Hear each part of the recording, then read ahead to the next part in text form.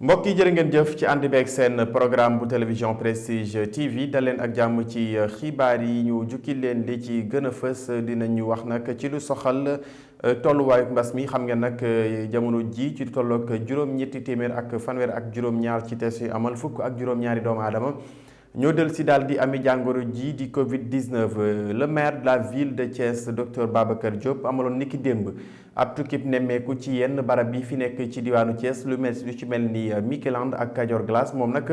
daal dinay jàpp ne anam bi nga xam ne noonu lañ ko sampe jaaduwul teguwul benn yoon ci dëgg tax nag mu daal di ci jël ay matuwaay ay kàddoom daa ngeen ko dégg ci biir xibaar yi jëwriñ di ñu dénk lu jëm ci wàllu numérique ak télécommunication le ministre Yankhoba Diattara mu doon amal tey jile ab formation ci juróomi téeméeri ndaw jëm nag ci wàllu numérique ay kàddoom yi tey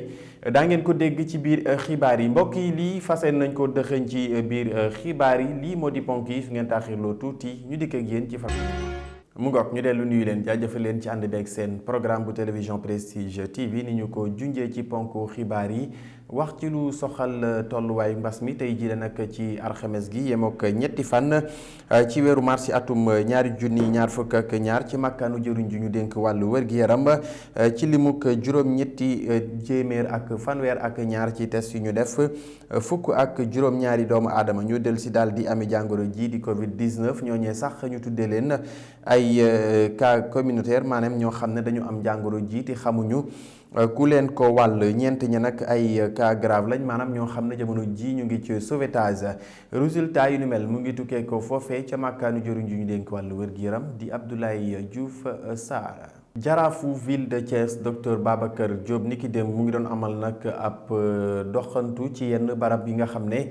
ñoo nekk fii ci diwaanu Thiès ñu tuddee leen ay espace public lu ci mel ni Mikeland ak Kajoor Glace moom nag jàpp na ne anam ba nga xam ne la ñu sampee barab yi tegul benn yoon ci dëgg jàpp na daal anarchie moo ci daal di am tax nag mu fas yéene cee jël ay matuwaay moom docteur Babacar Diop maire de la ville de Thiès ñu teewlu ko ci kàddu yi mu dénk El Hadji Mamadou Dione. xale yi fi la ñuy féexloo mais yaakaar naa ni barab bi su ngeen ko xoolee mbëbës lay gën a nuru amul kaaraange benn amul ay toilettes te pourtant maire Thiès bu yeewoo mi ngi jàkkaarloo ak barab bi dem nañ Kajoor Glace dem nañ yeneen espace yi nga xamante ni ay nit ñoo ko occupé ci espace yooyu yëpp gis ngeen ni mu mel Thiès ñoo ko moom ak doomu Thiès ñoo ko moom am na loo xamante ni du dëgg du yoon am na loo xam ni xel nanguwu ko waa Thiès nag ñoom ñooy xool ba xam lu mel nii la ñu bëgg wala déet moo taxoon yéen ñi nga xamante ni yéenay bët di nopp waa Thiès ñi ngeen ñëw gisal seen bopp ngeen wan ko waa Thiès waaye man maire de la ville du lii laa bëgg ca li ko tàmbali tey dinañu jël ay mesures yoo xamante ni dinañu fexe nangu place yi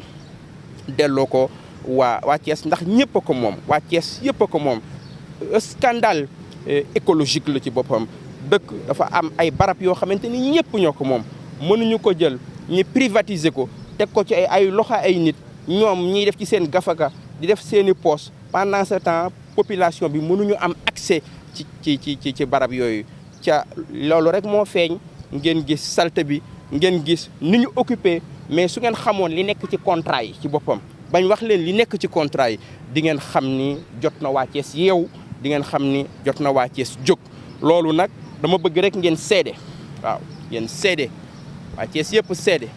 xam ni lii àq waa Thiès dinañ ko défendre lii intérêt waa Thiès dinañ ko défendre barab yooyu dinañ ko jël ñi delloo ko waa Thiès ci boppam et ñi ngi ñaan population bi ñu jàppale ñu ci xeex bi ndax ay barab la yoo xamante ni mënuñu jël ñu bàyyi ko ak ay doomu aadama ñoom ñu continuer di enrichir pendant ce temps Thiès waay gën a nekk ci ndóol gën a nekk ci ay jafe-jafe amuñu benn espace vert loolu day na jeex incha allah fii ci. mu ngoog mu nekkoon docteur Babacar Diop maire de la ville de Thiès ni ñu ko junjee ci ponk xibaar yi daanaka ñu toll ci juróomi téeméeri ndaw yoo xam ne dañ leen a fas yéene tàggat lu jëm nag ci wàllu numérique ki u sabab lu ni mel nag moo di jëwriñ ju ñu dénk wàllu numérique ak télécommunication Yankhoba Diattara lu ni mel nag mu ngi ko dooree foofee ca Super Campus mu nekk nag taxawaay boo xam ne ndaw ñi daanañu ci gën a tàggatu jëm nag ci wàllu xarala yu yees yi ñu teewlu ko Yankhoba Diattara ci ndaje mile ci kàddu yi mu dénk Moussa Mbaye ak Aïssatou Sow. tey li ñu doon lancé Thiès tey mooy benn session de formation boo xam ne dañ ko may jeunes yi donc jeune u Thiès nag la ñu tàmbalee ndax yàlla dafa dogal bi ñu lancé mën naa ni annonce bi ci Facebook bi dañu gis ni ay milliers de jeunes ñoo inscrit woon mais ñi jógee Thiès ëpp na 800 juróom-ñetti téeméer ñoo inscrire bëgg bénéficier wu ci formation bi ndax dañu seetlu tey comme ni ko président de la République waxee d'ailleurs conseil des ministres bële weesu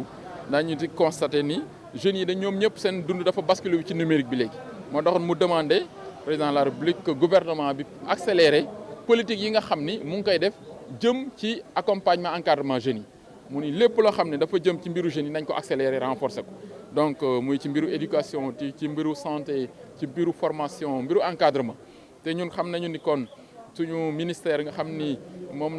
moom ñun la dénk mbiru numérique war nañu aussi xool lan lañ ciy def pour accompagner jeunes yi surtout que jeunes yi ñoom ñëpp léegi ci numérique bi lañ nekk loolu moo taxoon ñu xalaat programme bu mel nii tey ñu tàmbale ko par Thiès avec 500 jeunes comme ni ma ko waxee biñ ko lancé il y a plus de 800 jeunes yu inscrire ñeneen ñi naturellement dalal seen xel dinañ leen former plus tard mais 500 yi lañ commencé tey te tey Thiès dafa ne tàmbali rek pour couvrir l'ensemble des régions du Sénégal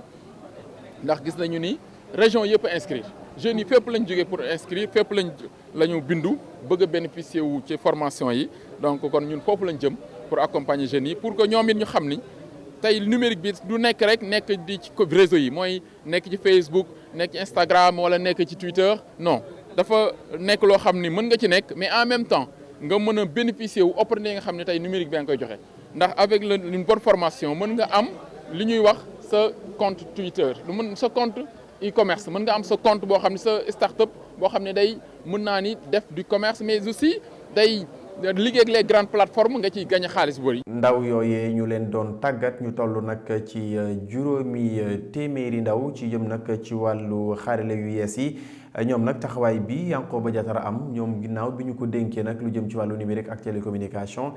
daal di nañuy rafetlu atelier bile ñu teewlu leen ba tey ci micro Aïssatou Sow. formation bi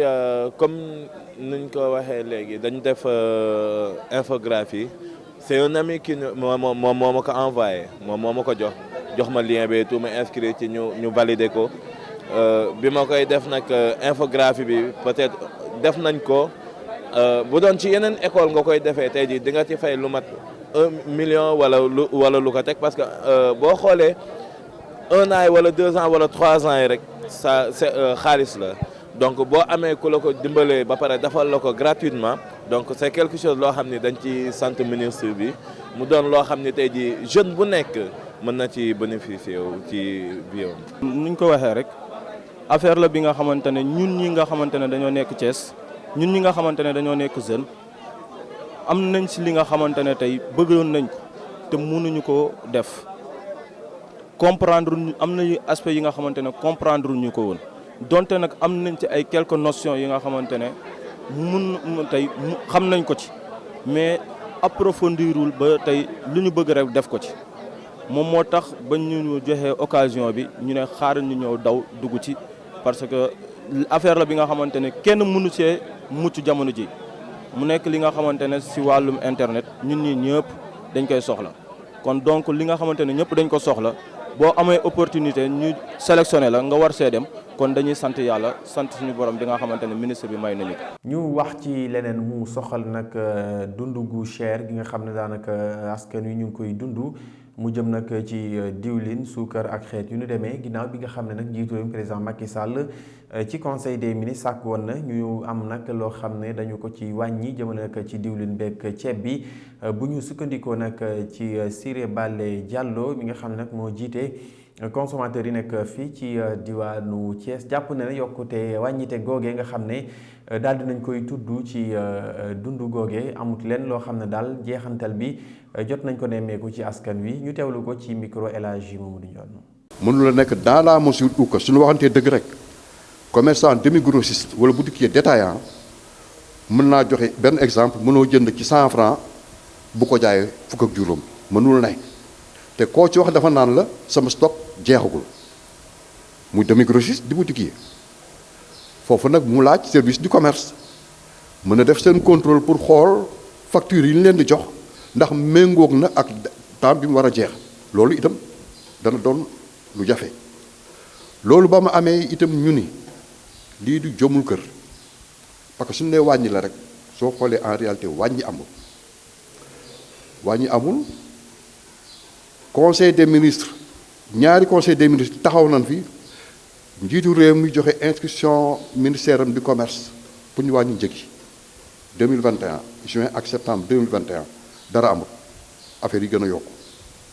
donc am na incompétence wala faay quelque part loolu li ko confirmé mooy démb la ñu dégg ni beneen tendance UNACOIS bi muy UNACOIS jàppoo ñoom ànduñu ci bés bi te jamono yooyu ci ginnaaw dégg naa ñu ni président de la république avant mu jël mesure bi recevoir na UNACOIS yeesal waaw su fekkente ne commerce dafa am ñaari entité ñaari UNACOIS ñëpp nga war a woo ñu toog te loolu man su ma doon président de la république loolu du ma ko dogal ministre du commerce moom doon ko dénk moom moo waroon jël responsabilité am njiitu réew mi jox na ko instruction mu woote lu ñuy tuddee conseil national de la consommation ñaari tendance UNACOIS yëpp toog service technique yi toog ministère des finances toog association consommateurs yi toog jarul daw ba daanu ñu xool ci diggante ñetti fan juróom-ñaari fan nan la ñuy mën a fexe ba njëg yi wàññeeku ñu mën ko appliquer. ñetti fan ci weeru mars atum 2022 mu di weer wi nga xam ne dañu ko jagleel jigéen ñi tànn ci benn bés mu di fi juróom ñetti fan ci weeru mars rédaction bu télévision Prestige TV saa su ne mu leen di jagleel nag ab reportage jëmale nag ci jigéen ñu jàmbaar yi nga xam ne ñoom it kenn ku nekk yaa ngay béy sa waar lu ni mel nag tax na kii di Mame Birame Gueye daal di ñuy dem seetali ki nga xam ne moom moo di Khady Sène nekk nag taskatu xibaar fii ci diwaanu Thiès ñu teewlu reportage bi mu ci amal. Khady Sène di ab taskatu xibaar mooy métier bu muy def ay at a ngi nii ñu tasanteeg moom dégg ko suñu micro ci alxamesu mars bi ci weeru mars ci weeru jigéen ñi kii di Khady mu ngi ñuy waxaat parcours am. Man en tant que femme je suis journaliste reporter mais en même temps dama yor sama agence de communication marketing ak événementiel formation bi nag di benn aubaine ci man ndax dina ma permettre connaissance ya ma amoon ma renforcer ko am aussi de nouvelles connaissances ba mën a plus compétitif sur le marché. waaw milieu presse moom ñëpp xam nañ ne yombul métti na trop rawatina ci jigéen ñi mais nag àddina dara yombul aussi te li ñuy wax rek persévérance dara soo ca nekkee da ngay góorgóorlu dem ci à fond rek yàlla dina la dimbale. métti na trop pour jigéen ñi ndax c'est pas évident ngay xëy di génn yenn heures yi sa kër pour dugaat beneen heure c'est pas évident yenn des fois mu am yenn manifestation yeeg ren kii yi c'est pas trop adéquat ak suñuy kii ñun comme ñun jigéen mais nag yàlla baax na daal ndax jigéen baax na góor baax na comme on dit te ku góorgóorlu rek yàlla fekk la ci. waaw journée mois de la femme bi nga xam ne ci la journée internationale des droits de la femme nekk li ma ci wax suñu mbokk jigéen ñi mooy ñu gën a gëm seen bopp. ndax tey jii nii dañu am ay pas mal d'acquis yoo xam ne ni dafa commencé depuis 1800 nangam jigéen ñi di xeex seeni droit ñu am ko ba ñu toll fii li ma ciy waxaat aussi mooy dafa am benn appel bu may lancé parce que dañoo jóge ci ay élections lu yàggul ñu am acquis boo xam ne nii le président Abdoulaye Wade da ko mayoon jigéen ñi mooy la loi sur la parité. weetul benn yoon ci liggéeyam bii di journalisme ndax liggéey bi liggéey la boo xam ne bëriwul trop ay jigéen yu koy def kii di Khady mu ngi dellusiwaat ci weeru mars bi te di wax mébétam ci bésu 8 mars bi ñu jëm. ñu war ko mën a respecter nag ndax lu jigéen moom la ñu war ko mën a delloo mais il est regrettable de constater que ne ci yenn bureau municipal yi ak yenn kii yi conseils yi respecté wuñu loi parité bi. ñu ci sonnaat nguur gi di ci sonnaat élu yi di ci sonnaat waaye itam yoo ca def ndax bu leen wàññi dara ku ne la mu moom ñu jël ko jox ko jigéen ñi nag ñu gën a gëm seen bopp xeex bu ñu gëm ne bu ñu nangoo gëm ne ñun ñooy le maillon faible déedéet su quand on parle d'une société jigéen mooy base société ba. di ñaanal jigéenu Sénégal yépp weeru mars bu neex.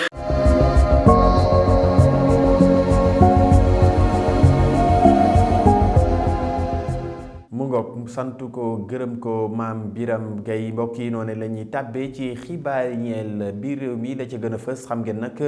maire de la ville de Dakar Barthélémy Dias ginnaaw projet bi nga xam ne moo dox ci digganteem ak dem si yàlla si di Ndiaga Diouf ñu ngi ko doon àttewaat foofe ca tribunal grande instance bu Ndakaaru leeral li ñu àndi ceek Aïssatou Sow. xibaaru biir réew mi dañu koy tàmbalee ak njiitu réew mi Macky Sall nga xam ni daal dinay ñaawlu ci àllarba bi lee ñu génn kaddu yi nga xam ni moo imam Serigne Lamine Sall moo ko daal di rek yëkkati jëmale ko ci communauté catholique yi moom njiitu réew mi nag daal dinay ñaawlu bu baax yooyee kaddu ci turu gouvernement bu Sénégal nga xamante ni ñu ngi ko yëkkati woon rek ci ab organe de presse bi nga xam ne mu ngi nekk file ci Sénégal loolee nag ñu ngi ko xamle ci li nga xam ni moom mooy conseil des ministres. ñu wax ci wàllum procès en appel bu mbirum Ndiaga Diouf maire bu Dakar di Barthélémy Dias nag daal ne janoo ak juge bi jëm ci boobule procès faatu ki nga xam ne moom mooy Ndiaga Diouf ñu amaloon ko ci atub 2011 moom juge bi nag daal ne joxe rendez-vous fukki fan ak juróom-ñett ci weeru mai ngir rek ñu joxe verdict bi fekk ni ki nga xam ni moom mooy procureur général bu chambre correctionnelle di Fatou Omar Ndiaye daal di nay rek sàkku juróomi atu kaso ki nga xam ni moom mooy Barthélémy Dias waaye itam ñaari atu kaso jëm ci ki nga xam ni moom mooy Habib Faye ak Boubacar Faye. ñu jeexal xibaaru biir réew mi ak coow bi nga xamante ni moom moo dox ci diggante réew bu Russie ak bu Ukraine njiitu réew mi Macky Sall nag daal di nay wone démb ci àllarba bi njàkkare bi mu am ci jafe-jafe bi nga xam ni moom moo dox ci ñaari réew yooyee di Russie ak Ukraine waaye nag moom njiitu réew mi Macky Sall mu ngi dëggal rek taxawaayu Sénégal bi mu am moo di tëddee njaxanaay ca boobule jafe-jafe waaye itam daal di rek jël yoonu jàmm ngir mën a jeexal boobule jafe-jafe moom réew Russie nga xamante ni nag moom moo envahir Ukraine ci wàllum guerre tax sax ba ci altine bi ñu amaloon ab session extraordinaire d'urgence bu assemblée générale bu mbootaayu xeet yi moom réew Russie nag daal di wane li nga xam ni moom mooy akam jëm rek ci aar li nga xamante ni moom mooy réewam nga xam ne article 51 bu charte bu l'ONU moo ko daal di rek teg tax sax ba moom mi nga xamante ni moom mooy Russie muy wone li nga xam ni moom mooy njàkkare bi mu am waaye itam mettit jëm ci région séparatiste boobee di Donbass mbokk yi li moo nekkoon seen xibaaru biir. Aïssatou Sow sant ko gërëm ko noonu la ñuy tàbbee ci xibaar yi ñeel biti réew foofee ca Cameroun ginnaaw ay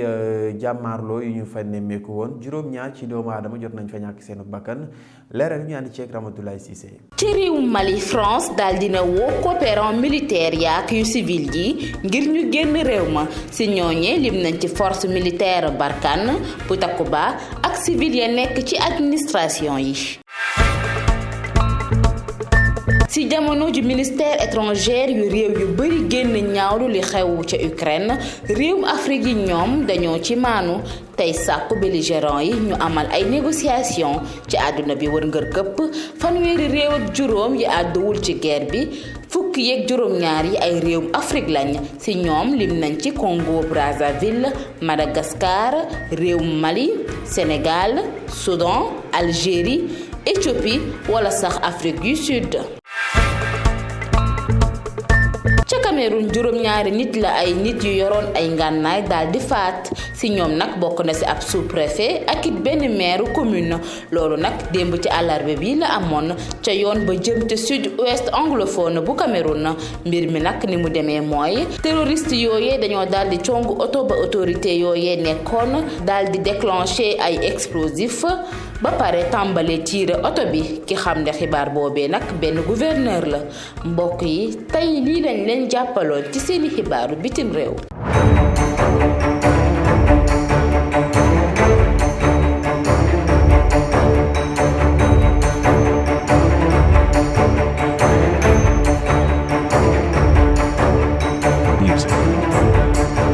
Ramatoulaye Cissé sant ko gërëm ko mbokk yi ñu jeexalee lu soxal wàllu tàggat yaram ànd ceeg Fatou Fall.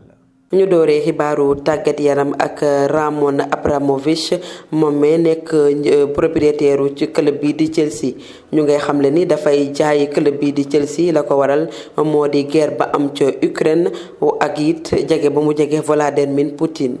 démb ci àllarba ji nañu fësal li ni bat xibaar yooyu démb ci àllarba ji nañu fësal xibaar yooyu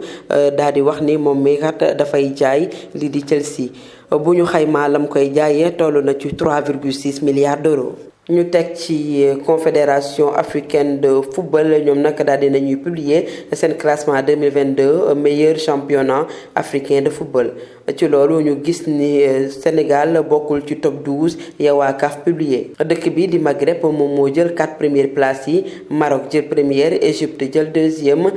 Tunisie jël troisième Algérie daal di jël 4e place bi loolee dafay wane ne dëkk bii di Sénégal war na def ay jéego yu mag ci wàllum football. ñu jeexalee tàggat yaram ak deuxième tour de la Casamance ci wàllum foowum dawal vélo kii di Vincent Aldebert nekk ñaari yoon champion du Tour de France moo jëlaat raw gàddu gi. Ibrahima Diassé nekk njiitu ligue bi mu ngay xamle ni kontaan na ca nañu déroulé poma ndaxte dëkk bi di Casamance ak fañ doon defee poma bokk na ci zone yoo xam ni dañ ko considéré hostile loolee moo nekkoon seen xibaaru tàggat yaram. mbokk yi jërë ngeen jëf lii moo fi gënoon a fës ci xibaar jaajëfal Ramatoulaye Cissé ma fare woon ci wàllu xarale léegi jaajëfal yéen itam mbokk yi ci ànd beeg seen programme bu télévision Prestige TV jox leen dig daje suñu yeneen ñu jotaayu xibaar jërë ngeen jëf.